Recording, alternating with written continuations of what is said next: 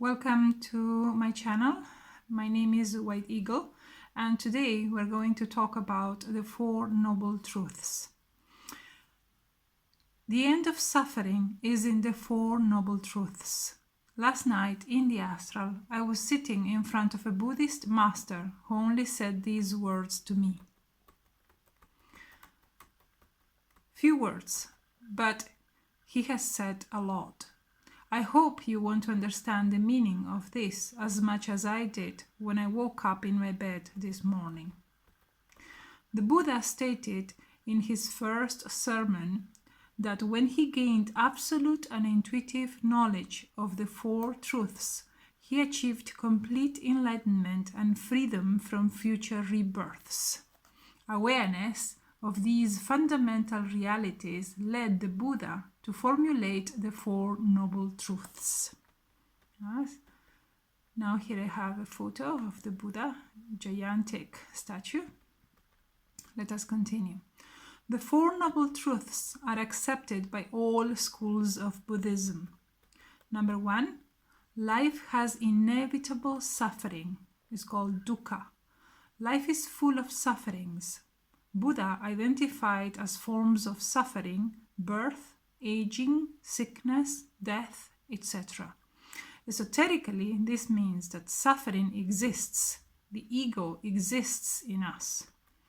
The second noble truth, there is a cause to our suffering. Suffering's cause, tanha. Suffering is caused by desire, and Buddha associated it with craving or attachment, negative mental states that motivate negative actions, etc. Esoterically, the cause of suffering lies in the egos we carry in our interior. Yes, this is according to Gnosis. The third noble truth, possibility of cure. There is an end to suffering, so suffering can be overcome. Esoterically, it means that we can put an end to the ego. And the fourth noble truth, the end to suffering is contained in the Eightfold Path. The Noble Eightfold Path is the solution to end suffering. In Sanskrit, it is called marga. The Sanskrit word is path. In Indian religions, a path toward or way of reaching salvation. So the way to end the ego is by taking the direct path. And this is the path that Master Samael left in his books. Master Samael says the ego is a book made up of many, many volumes that we have to study. And here I put this picture. I put this picture of books regarding law because you will find yourself studying the cosmic laws of nature in the astral as you go advancing on the path. And from time to time, you will receive books in the astral, new books to study every time you pass from one stage to another. Yes, and there are many, many volumes, as the Master said. Now, let's talk about the Buddha's Eightfold Path, right? And here we have this image. In my past videos, I mentioned right thought, right speech, right action. Yes. Now the complete sequence is as follows. Here I'm going to put the complete sequence, but note the following, please. Esoterically, each one of these steps are very profound in their meaning, and I am not covering their root meanings in this video. Yes, I'm just mentioning them. Regarding wisdom, first is right understanding or right view. Is called samadhi. Second, right thought, sama sankappa.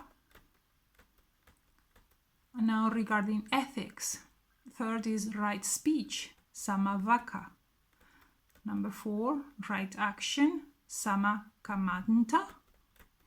Number 5, right livelihood or right life, to lead a right life, sama ajiva. Regarding concentration, right effort, samavayama. And here I found that right effort has to do with restraining our egos, and the ego manifests, in the mind, through the heart. So, as I said, I'm not going to focus on the deep or root meaning of each one of these, of the Eightfold Path. I'm just mentioning them. Number 7, right mindfulness, samasati. And number 8, right concentration, samadhi. Now, I wanted to include in my video the words from the Dalai Lama. I have a book from him. It's called Becoming Enlightened. And he writes the following. The question is, what are the paths, the practices for achieving enlightenment? And he states 3. Yes, the first one is morality, and he speaks about abandoning the 10 non-virtues. So there are 3 non-physical virtues, and he says it's stealing, and sexual misconduct. And again, note here that I want to point out that the secret arcanum or alchemy is known in Mahayana Buddhism, and this secret arcanum is exclusively given to the few chosen Buddhist monks who are ready to attempt the path to Buddhahood, right? Then next we have the 4 verbal non-virtues, lying, divisive talk, harsh speech, and senseless chatter. And then the 3 mental non-virtues, covetousness, harmful intent, and wrong views. And then in his book, the Dalai Lama clarifies that the prohibition against killing includes not just humans, but all living beings. It is not suitable to harm any living being. This is due to the fact that the very foundation of Buddhism is compassion. So we have here another point. So it is not only me that speaks about, not killing animals. Also we have the Dalai Lama, who also supports that the spiritual path includes, not killing animals, right? Not killing any living being, actually. These are his words. And I spoke about that in a previous video. Then point 2 is meditation, and point 3 is wisdom enhanced by compassion. Among the many forms of Buddhism, there is a group of systems in which compassion goes beyond empathy and extends to committing yourself to relieve the sufferings of all sentient beings throughout space.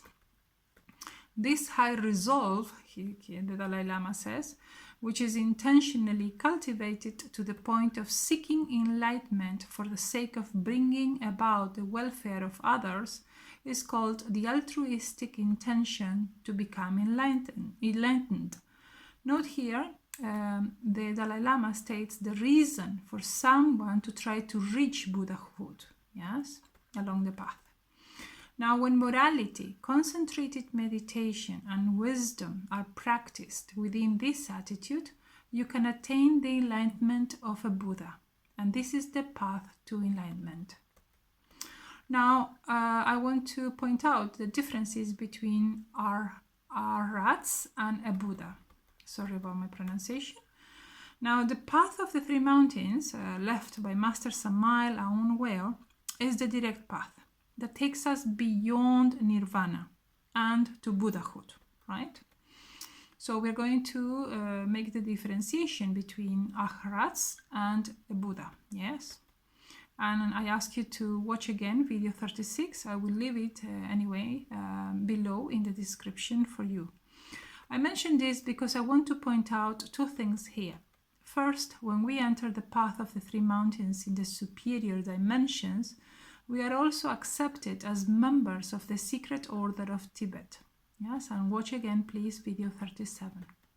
And second, when Buddhist followers arrive in Nirvana, they become Arhats, and the path ends here for many of them.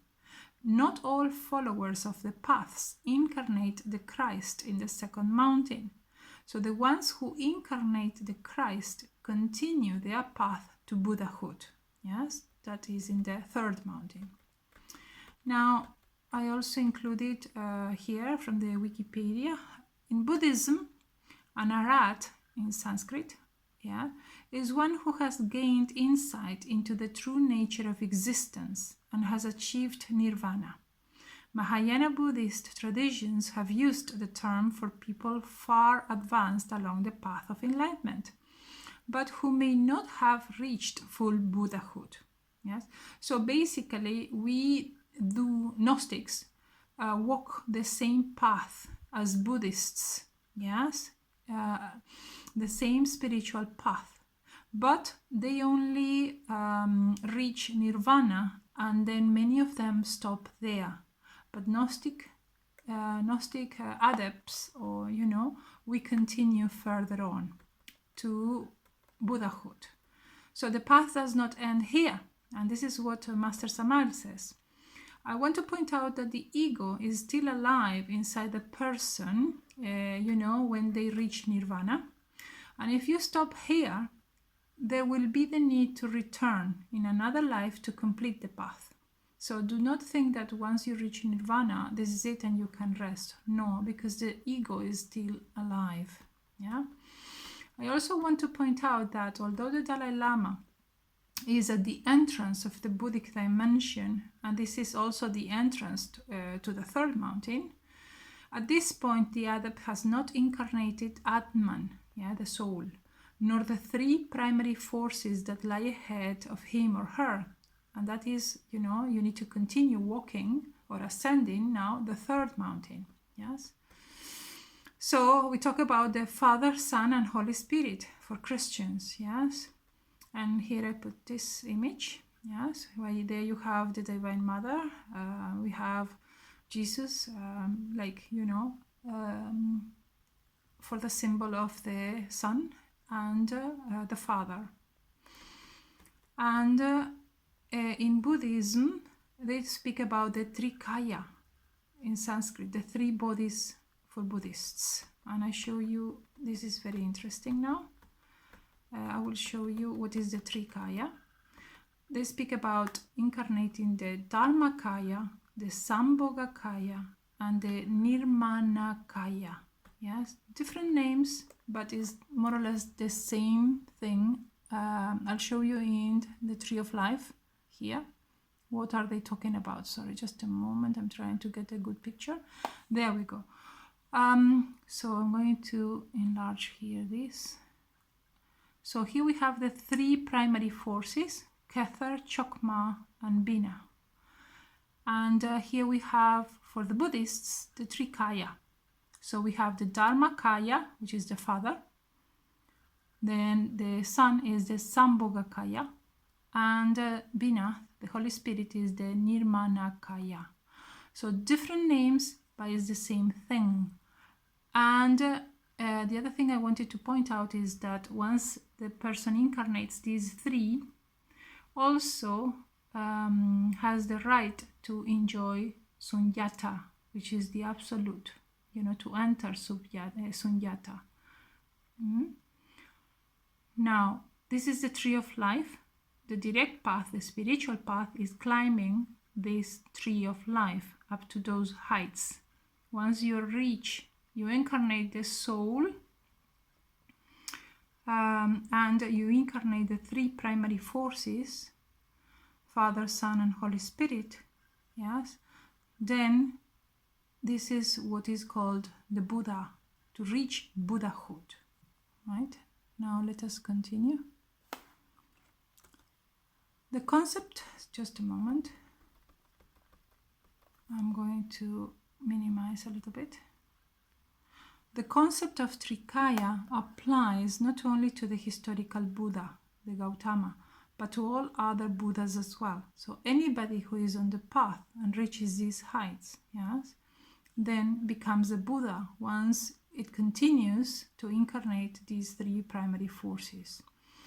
And so it includes anyone who reaches those heights along the path, becomes a Buddha. According to the Wikipedia, Mahayana also refers to the path of the Bodhisattva, seeking complete enlightenment for the benefit of all sentient beings, also called Bodhisattvayana or the Bodhisattva vehicle. A Bodhisattva who has accomplished this goal is called a Samyak Sambuddha, a fully enlightened Buddha. Yes, and this one can establish the Dharma and lead the disciples to enlightenment. Mahayana Buddhists teach that enlightenment, can be attained in a single lifetime, and this can be accomplished even by a lay person. So anybody can do it. Yeah, anybody can enter the path and reach Buddhahood. And that's why I put an image of the Dalai Lama, because he is the head of this secret order, the Tibetan secret order. Yes, the secret order of Tibet. Now let us continue. Now you understand why the text taken from the Dalai Lama's book pointed out the need to achieve Buddhahood, not only for oneself, but in order to free people from suffering. That is, for the sake of all sentient beings.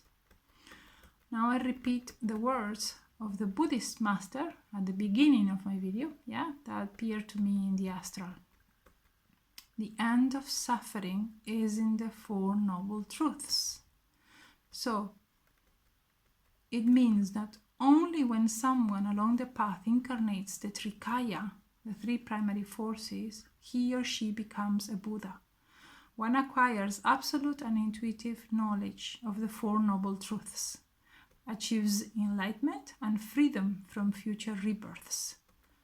And now I repeat again the Four Noble Truths. First of all, there is suffering, the ego in the form of old age, rebirths, illnesses, desire, attachments. Second Noble Truth, there is a cause of suffering. So how the ego came into being in us, grows inside us and imprisons us. Number 3, there can be cessation to suffering. That means killing the ego. And number 4, there is a way to the cessation of suffering. So take the path.